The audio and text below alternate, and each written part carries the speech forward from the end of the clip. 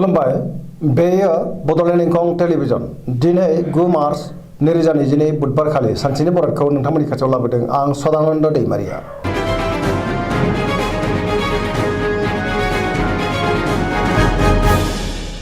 सिगां फरायनो लादों मेष राशि गिबि हांखो अ ल दिनैनि साना जोबोर मोजां बयजोंबो मोजां सोमोन्दो लाखिनो रोंगोन गियानाबो बांगोन आरो जेथिंबो आखा फाखा जागोन गोसोखौ दिनै जोबोर गोजोननाय मोनगोन सिगांनि बबेबा जेंनाफोरखौ दिनै गोरलैयैनो सुस्रांनो हागोन गोसोआव गोदान बोलो आरो सोलो फैगोन बयजोंबो सिनायजागोन आरो अनसायजागोन गुबुननि अनसायनाय मोननानै गोसोखौ दिनै जोबोर गोजोननाय मोनगोन गोसोनि बोलोआ बांगोन देहाया दिनै मोजाङै थागोन मोननो गोनांथारखौबो दिनै मोननो हागोन रांखावरियाव जोबोर मोजां होनजायो बेफार फालांगियाव जोबोर मोजां आयाबो बांगोन मावनो लानाय खामानिखौ थि समावनो आरो गोरलैयैनो मावफुंनोबो हागोन न'खराव दिनै बिसि फिसायनि गेजेराव अननानै फैगोन बिदा फंबायजों मोजां सोमोन्दो थागोन समाजाव गोबां मान मोनगोन बयनिबो गोसोखौ दिनै बोनो हागोन सेंग्रा सिख्लाफ्रा गोसोनि साननायखौ फोरमायलायनो हागोन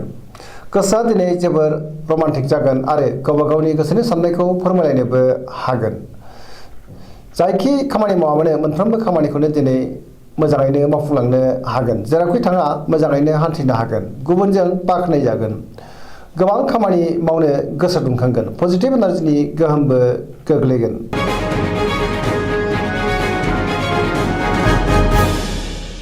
वृष राशि गिबि हांखो इ उ ब दिनैनि साना मोजां आरो गाज्रिनि गेजेरजों बाबेनलांगोन गोसोनि साननाया देबारनांगोन सोलोनि आंखाल जानो हागौ गोसोआव गिलुं गिलुं आरो जिंगा फैनो हागौ गोग्गो आरो गोथों साननो रोंनाय नङा गुबुननि थाखाय नाङा फाङा जेंनायाव गोग्लैनांनोबो हागौ गोसोखौ दिनै जोबोर गुलाय गुजाय मोनगोन गावखौनो लोगो गोमाजानाय बायदि मोनगोन सोरबा मोजां मोननायजों एना एनि जानोबो हागौ मावनो लानाय खामानिखौ थि समावनो मावफुंनो गोब्राब जागोन गोबां हेंथा नुजानो हागौ रांखावरियाव मोजां नाथाय अब्लाबो खरसायाबो बांगोन बेफार फालांगियाव मोजां मुलाम्फा मोननो हागोन न'खराव बिसि फिसायनि गेजेराव एना एनि फैनो हागौ सांग्रां जानाया गाहाम देहाया दिनै मोजाङै थागोन अब्लाबो नाथाय जानाय लोंनायाव सांग्रां जानांगोन गुबुननि गोसोखौ बोनो हानाय नङा जायखि खामानि मावा मानो मोनफ्रोमबो खामानियावनो माबा नङा माबा मोनसे हेंथा फैनो हागौ सोरबा लोगोनिफ्राय गाज्रि खौरांबो फैनो हागौ सेंग्रा सिख्लाफ्रा दिनै जोबोर आला खाला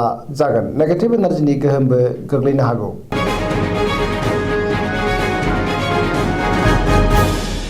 मिथुन राशि गिबि हांखो क स दिनैनि साना मोजां आरो गाज्रिनि गेजेरजों बाबेनलांगोन गोसोनि साननाया देबर नांनो हागौ गोसोखौ जोबोर गुलाय गुजाय मोनगोन नाथाय अब्लाबो सोरबा लोगोनिफ्राय मोजां खौरां मोननोबो हागौ देहाया मोजाङै थागोन रांखावरियाव बारा मोजां नङा नाङा फाङा खरसाया बांगोन मोननो गोनांथारखौबो दिनै मोननो गोब्राब जागोन बेफार फालांगियाव मोजां नङा गोबां खहा जानांनो हागौ सांग्रां जानाया गाहाम न'खराव दिनै अननानै फैगोन बिदा फंबायजों मोजां सोमोन्दो थागोन बिमा बिफानि अननाय आरो बोरखौ मोननो हागोन लाइमोनफ्रा जोबोर रमान्टिक जागोन आरो गावबा गावनि गोसोनि साननायखौ फोरमायलायनोबो हागोन फरायसाफ्रा फरायनायाव गोसो दुंखांगोन आरो मोजां फिथाइ मोनगोन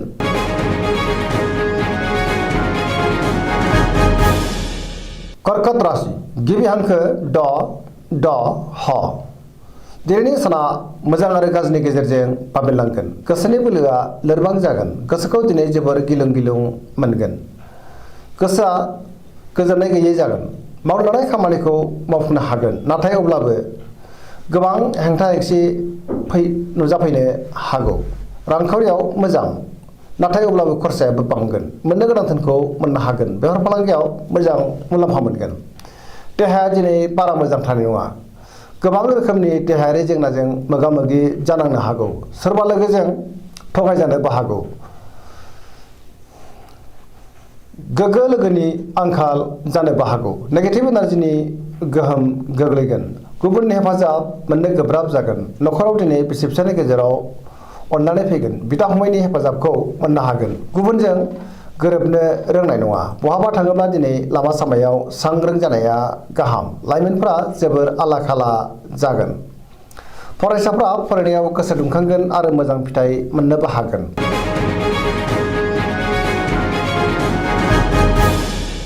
सिंह राशि गिबि हांखो म ट दिनैनि साना जोबोर मोजां गोसोखौ दिनै जोबोर गोजोननाय मोनगोन बयजोंबो गोरोबनो रोंगोन मावनो लानाय खामानिखौ थि समावनो आरो गोरलैयैनो मावफुंनोबो हागोन रांखावरियाव जोबोर मोजां गोबां धोन आरजिनो हागोन बेफार फालांगियाव जोबोर मोजां मुलाम्फा मोनगोन न'खराव दिनै अनलायनाय फैगोन गोसोनि बोलोआ बांगोन गोबां खामानि मावनो गोसो दुंखांगोन गोसोनि साननायफ्रा मोगथाङाव जाफुंगोन समाजाव दिनै गोबां मान मोनगोन गुबुननि थाखाय गोबां मोजां खामानि मावनानै होनोबो हागोन लाइमोनफ्रा जोबोर रमान्टिक जागोन आरो गावबा गावनि गोसोनि साननायफोरखौबो फोरमायलायनो हागोन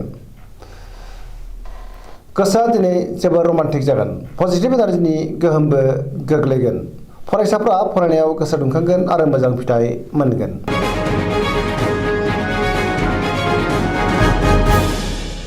कन्या राशि गिबि हांखो प ट दिनैनि साना जोबोर मोजां मोनफ्रोमबो बिथिङावनो सांग्रां जानो रोंगोन बयजोंबो गोरोबनानै खामानि मावनो हागोन गुबुनजों मोजां सोमोन्दो लाखिनो रोंगोन गोसोनि बोलोआ बांगोन गोसोखौ दिनै जोबोर गोजोननाय मोनगोन सोरबा लोगोनिफ्राय मोजां खौरां मोननोबो हागौ समाजाव दिनै गोबां मान मोननो हागोन बयजोंबो अनसायजागोन आरो गनायजागोन मावनो लानाय खामानिखौ थि समावनो आरो गोरलैयैनो मावफुंनोबो हागोन गुबुननि गोसोखौ गोरलैयैनो बोनो हागोन रांखावरियाव दिनै जोबोर मोजां मोननो गोनां धोनखौ मोननो हागोन आरजिनाय धोनखौबो दोनथुमनो हागोन बेफार फालांगियाव जोबोर मोजां मुलाम्फा मोनगोन आयाबो बांगोन देहाया दिनै मोजाङै थागोन न'खराव बिसि फिसायनि गेजेराव अनलायनाय फैगोन बिदा फंबायजों मोजां सोमोन्दो थागोन सेंग्रा सिख्लाफ्रा गोसोखौ दिनै जोबोर रमान्टिक मोनगोन गोसोनि साननायफ्रा मोगथाङाव जाफुंगोन फरायसाफ्रा फरायनायाव गोसो दुंखांगोन आरो मोजां फिथाइ मोननोबो हागोन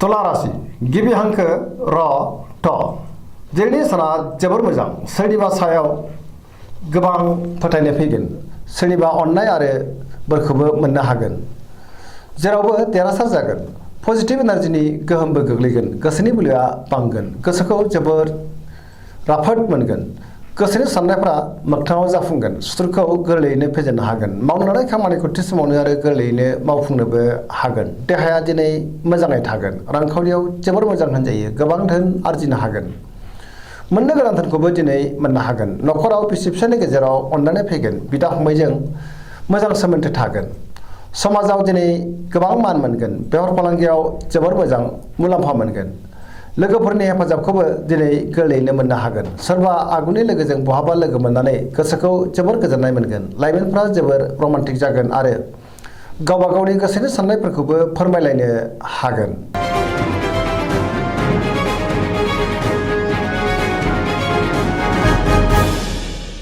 वृश्चिक राशि गिबि हांखो न स दिनैनि साना जोबोर मोजां बहाबा दावबायहैनो खाबु मोनगोन आरो मोजाङैनो हान्थिनोबो हागोन गोसोआ दिनै जोबोर रमान्टिक जागोन गोसोखौ जोबोर गोजोननाय मोनगोन गोसोनि साननायफ्रा मोगथाङाव जाफुंगोन गोसोनि बोलोआ बांगोन समाजाव गोबां मान मोनगोन बयजोंबो गोरोबनो रोंगोन गोसोआ दिनै जोबोर रमान्टिक जागोन आरो गावबा गावनि गोसोनि साननायफोरखौबो फोरमायलायनो हागोन सोरबा लोगोनिफ्राय मोजां खौरां मोननो हागौ मावनो लानाय खामानिखौ थि समावनो आरो गोरलैयैनो मावफुंनोबो हागोन न'खराव बिसि फिसायनि गेजेराव अनलायनाय फैगोन गोसोआ दिनै जोबोर खुसि जागोन रांखावरियाव जोबोर मोजां आयाबो बांगोन मोननो गोनां धोनखौबो दिनै मोननो हागोन बेफार फालांगियावबो जोबोर मोजां मुलाम्फा मोनगोन देहाया मोजाङै थागोन गुबुनजों मोजां सोमोन्दो लाखिनो रोंगोन लोगोफोरनि हेफाजाब मोननो हागोन बिमा बिफानि अननाय आरो बोरखौबो दिनै मोननो हागोन फरायसाफ्रा जोबोर गोसो दुंखांगोन आरो फरायनायाव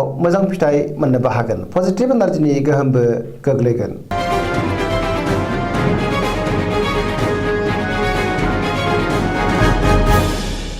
धनु राशि गिबि हांखो ढ फ भ दिनैनि साना मोजां आरो गाज्रिनि गेजेरजों बाबेननांगोन बयजोंबो अनसायजागोन नाथाय अब्लाबो गोसोखौ जोबोर आला खाला आरो उसाव बादाव मोननोबो हागौ सुथुरखौ फेजेननो गोब्राब जागोन गोसोआव गोजोननि आंखाल जानो हागौ सोरबा लोगोजों थगायजानोबो हागौ नेगेटिभ एनार्जिनि गोहोम गोग्लैगोन मावनो लानाय खामानिखौ थि समावनो मावफुंनो हागोन गोसोनि साननायफ्रा जाफुंगोन अब्लाबो नाथाय गोसोआ गोजोनै जागोन रांखावरियाव बारा मोजां नङा मोननो गोनांखौ मोननो गोब्राब जागोन। बेफार फालांगियाव मोजां नङा, गोबां खहा जानांनो हागौ। समाजाव गोबां मान मोनगोन, बयजोंबो अनजागोन आरो अनसायजागोन। देहाया बारा मोजां थानाय नङा, जानाय लोंनायाव सांग्रां जानांगोन।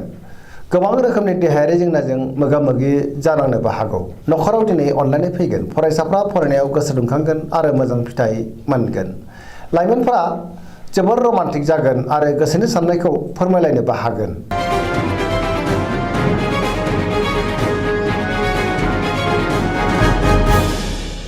मकर राशि गिबि हांखो ख ज।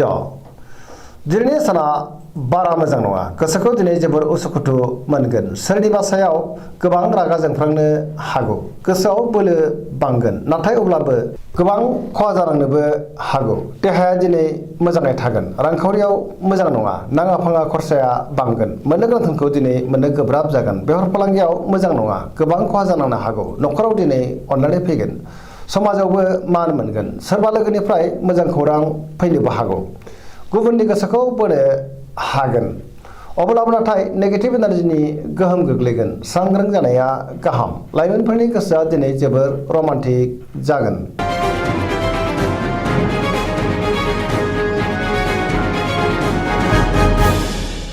कुम्भ राशि गिबि हांखो ग स स।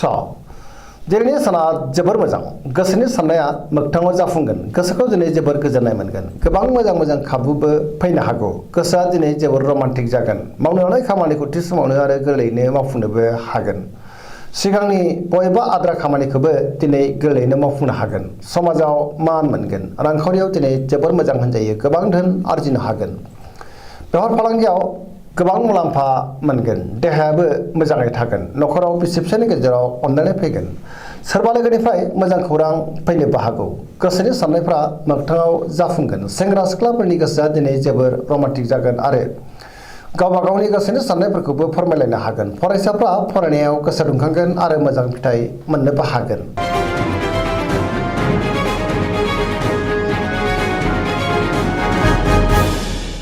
मीन राशि गिबि हांखो ड स। दिनैनि साना मोजां आरो गाज्रिनि गेजेरजों बाबेनलांगोन। मावनो लानाय खामानिखौ मावफुंनो गोब्राब जागोन। गोसोखौ दिनै जोबोर लोरबां मोननो हागौ। गुबुननि हेफाजाब मोननो गोब्राब जागोन। सोरजोंबा रायखोमा जानोबो हागौ। सांग्रां जानाया गाहाम। गोसोनि बोलोआ लोरबां जागोन। गावनि गोसोनि साननायखौ गुबुननो फोरमायनो हानाय नङा। देहाया दिनै मोजाङै थागोन। रांखावरियाव मोजां, बेफार फालांगियावबो मोजां होनजायो।